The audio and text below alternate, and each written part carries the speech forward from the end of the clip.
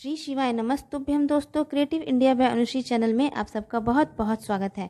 दोस्तों, आज की वीडियो में मोहिनी एकादशी की संपूर्ण जानकारी इस वीडियो में शेयर करने वाली हूँ। आज की वीडियो में बताने वाली हूँ मोहिनी एकादशी का शुभ मुहूर्त कब है, किस दिन मोहिनी एकादशी पड़ रही है। मोहिनी एकादशी की पौराणिक शुभ कथा का भी वर्णन करेंगे, जिस कथा के श्रवण मात्र से ही, सुनने से ही, पढ़ने मात्र से ही आपके मन की समस्त प्रकार की कामनाएं भगवान श्री हरि विष्णु माता लक्ष्मी की कृपा से पूर्ण होती हैं। साथ ही उनकी विशेष कृपा आप पर हो जाती है यदि आप पूर्ण विधि विधान से पूजन करने के बाद इस कथा का श्रवण करते हैं। दोस्तों, इस बार वैशाख मास के शुक्ल पक्ष में आने वाली एकादशी तिथि को मोहिनी एकादशी के नाम से जाना जाता है। तो आज के दिन ही भगवान श्री हरि विष्णु ने जब असुरों से अमृत लेकर देवताओं को देने के लिए मोहिनी का रूप धारण किया था, तभी से यह दिन और वह दिन एकादशी का था, तभी से वह दिन मोहिनी एकादशी का नाम पड़ गया। तो एकादशी का व्रत इतना महत्वपूर्ण माना गया है। एकादशी का व्रत धारण करने से मन की सभी कामनाएं पूर्ण होती हैं, मन के सभी विकार, सभी पाप नष्ट हो जाते हैं। जो भी आप पाप किए होते हैं वे पुण्य में बदलकर अक्षय हो जाते हैं। दोस्तों, मोहिनी एकादशी का व्रत धारण करने से मोक्ष की प्राप्ति होती है। एकादशी के व्रत रखने से व्यक्ति के पाप धुल जाते हैं और मृत्यु के बाद वैकुंठ की प्राप्ति होती है। एकादशी व्रत का पूर्ण फल तभी मिलता है जब आप नियमों का विशेष प्रकार से ध्यान रखें, विशेष रूप से ध्यान रखें।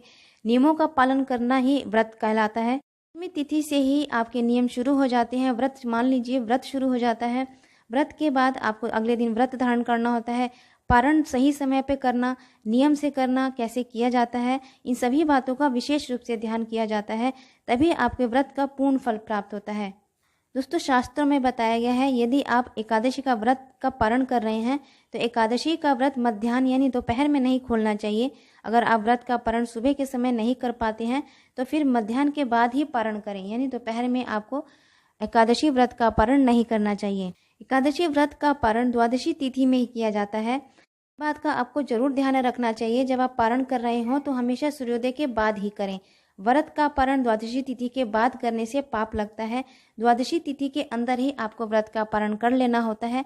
जो समय, जो अवधि बताई जाती है 2 घंटे 1 घंटा, उसी समय में आपको व्रत का पारण कर लेना होता है।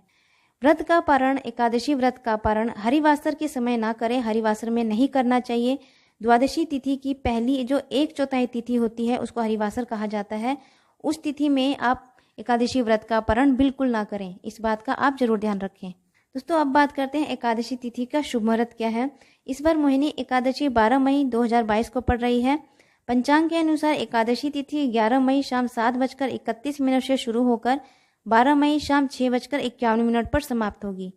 एकादशी के व्रत का पारण का समय 13 मई को सूर्योदय के बाद पारण कर सकते हैं। पारण का समय होगा सुबह 5:32 से सुबह 8:14 तक। द्वादशी तिथि का समापन शाम को 5:42 पर होगा। दोस्तों, इस मोहिनी एकादशी का महत्व बताया गया है। इस व्रत को धारण करने से पाप और कष्टों से मुक्ति मिलती है। भगवान श्री हरि विष्णु की कृपा से मृत्यु के बाद मोक्ष की प्राप्ति होती है। इस एकादशी के व्रत कथा सुनने से ही 1000 गायों के दान करने का बराबर पुण्य की प्राप्ति होती है। एकादशी व्रत के कुछ नियम होते हैं, जो कि नियम दशमी तिथि से ही प्रारंभ हो जाते हैं। जैसे कि सात्विक भोजन का प्रयोग करें, ब्रह्मचर्य का पालन करें, किसी की निंदा ना करें, भगवान श्री हरि विष्णु के मंत्रों का जाप करते रहें, उनका सिमरन करते रहें, तामसिक भोजन का प्रयोग ना करें, घर में किसी प्रकार से लड़ाई झगड़े गृह क्लेश नहीं होने चाहिए।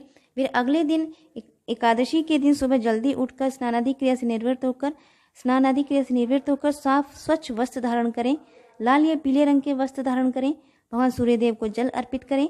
उसके बाद भगवान श्री हरि गणेश का पूजन करें, अपने व्रत का संकल्प लें, भगवान श्री हरि विष्णु माता लक्ष्मी के पूर्ण विधि विधान से पूजन करें, हल्दी चंदन का तिलक करें।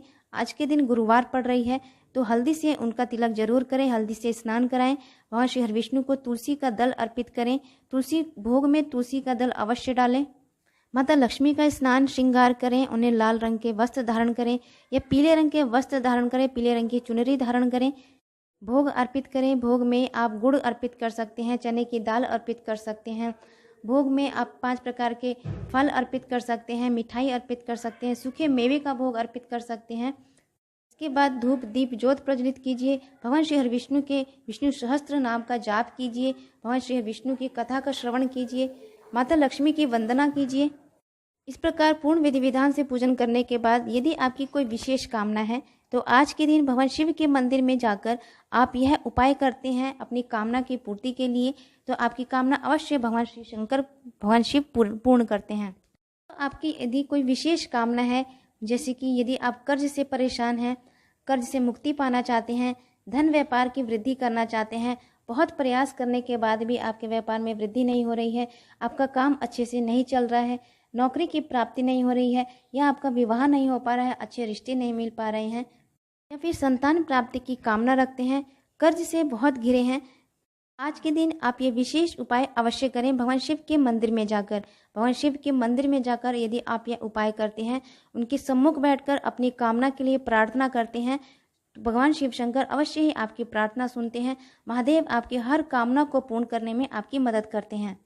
तो यदि आप आर्थिक रूप से परेशान हैं, आर्थिक रूप से आपके घर में तंगी चल रही है, पैसों की कमी है, धन की वृद्धि नहीं हो रही है, व्यापार नहीं चल पा रहा है, कितना भी प्रयास कर लिए, काम कर लिए, लेकिन फिर भी आपके धन में वृद्धि नहीं हो रही है, काम नहीं हो पा रहा है, तो आज के दिन यदि आप अपनी कामना की पूर्ति के लिए यह उपाय करें, इसके लिए आपको क्या करना है, भगवान शिव के मंदिर में ये सभी वस्तुएं लेकर भगवान शिव के मंदिर चले जाना है। यह उपाय के लिए आपको 7 बिल्वपत्र की आवश्यकता पड़ेगी। जी हाँ, 7 बिल्वपत्र ले लीजिए, एक थाली में 7 बिल्वपत्र रख लीजिए, गंगा जल रख लीजिए, भगवान शिव के लिए जो भी आप भोग अर्पित करना चाहते हैं भोग रख लीजिए, धूप दीप ज्योत रख लीजिए, भगवान शिव के मंदिर में चले जाएं, भगवान शिव की प्रतिमा को प्रणाम करें। वहां जाकर फिर आप जो गंगा जल लेकर गए हैं, एक लोटे में जो गंगा जल, शुद्ध गंगा जल भर कर लेकर गए हैं, उसी में 7 बिल्वपत्र डाल लीजिए, अपनी कामना बोलकर।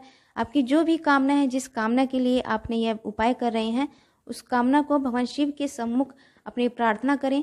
मन ही मन अपनी कामना के लिए प्रार्थना करते हुए शिवलिंग के पास जो नंदीश्वर भगवान का, नंदीश्वर का जो स्थान है, उनके चरणों पर वह जल चढ़ा दीजिए।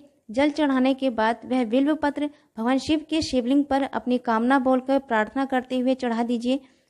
उपाय केवल एकादशी के दिन ही किया जाता है। नंदीश्वर पर जल चढ़ाने के बाद वह 7 बिल्वपत्र भगवान शिव के शिवलिंग पर अर्पित कर दीजिए।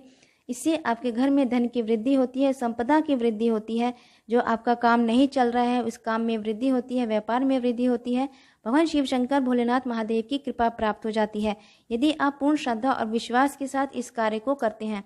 दोस्तों, दूसरा उपाय है, यदि आपकी नौकरी प्राप्ति की कामना है, इंटरव्यू देने जा रहे हैं, इंटरव्यू में सफल नहीं हो पा रहे हैं, नौकरी नहीं मिल पा रही है, तो आज के दिन आप इस उपाय को अवश्य करें।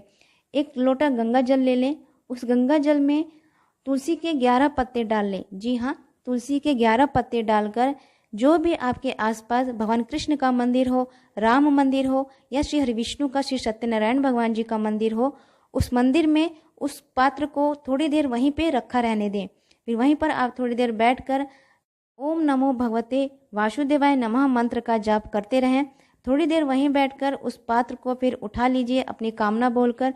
फिर आपके आसपास कोई भी जो वृक्ष हो, उस वृक्ष के नीचे उस जल को डाल देना है। जी हाँ, यह उपाय सिर्फ एकादशी के दिन ही किया जाता है।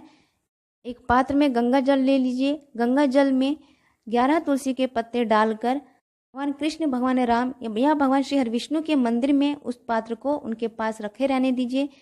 ओम नमो भगवते वासुदेवाय नमः मंत्र का जप करते रहिए। थोड़ी देर बैठने के बाद उस पात्र को वहां से उठा लीजिए और किसी भी खाली वृक्ष के नीचे उस पात्र के जल को डाल दीजिए। ऐसा करने से 2 से 3 महीने में आपकी नौकरी की कामना पूर्ण होगी। इंटरव्यू में यदि आपने इंटरव्यू दिया है, उस इंटरव्यू में सफलता की प्राप्ति होगी। उससे संबंधित कुछ न कुछ शुभ समाचार आपको जरूर मिलेगा। भगवान महादेव, भगवान भोलेनाथ, भगवान श्री हरिविष्णु की कृपा से आपके मन की समस्त प्रकार की कामनाएं भगवान श्री विष्णु पूर्ण करते हैं। दोस्तों, यह उपाय पूर्ण श्रद्धा और विश्वास के साथ यदि आप करते हैं, यकीन मानिए आपकी हर कामना भगवान श्री विष्णु, भगवान शिव शंकर की कृपा से पूर्ण होगी। तो आज के दिन यह दोनों उपाय आपको एकादशी के दिन ही करने हैं। अपने धन संपदा वृद्धि के लिए, नौकरी प्राप्ति की कामना के लिए यह उपाय आप अवश्य करें। दोस्तों, आशा करती हूँ ये वीडियो आपको अच्छा लगा होगा, जानकारी अच्छी लगी होगी। मेरे चैनल को सब्सक्राइब कीजिए, लाइक कीजिए, शेयर कीजिए, बेल आइकन को जरूर प्रेस कीजिए, जिससे कि वीडियो की जो भी नोटिफिकेशन है आपको मिलती रहे। मिलते हैं अगले वीडियो में, तब तक के लिए नमस्कार। श्री शिवाय।